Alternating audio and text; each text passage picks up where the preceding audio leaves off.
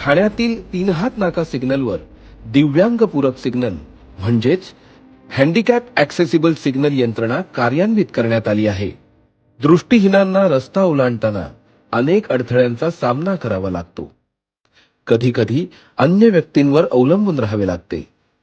अशा वेळी बीपरच्या सहाय्याने त्यांना सिग्नल समजून अशा व्यक्ती सहज रस्ता ओलांडू शकतात.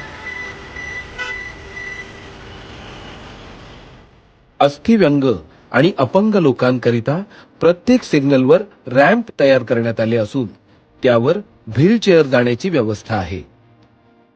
त्याचप्रमाणे त्याच्या बाजूला पकडण्याकरिता रेलिंग लावले असून वृद्ध लोकांसह इतर शारीरिक अपंगत्व असणाऱ्या सर्व व्यक्तींकरिता हे उपयुक्त ठरत आहे.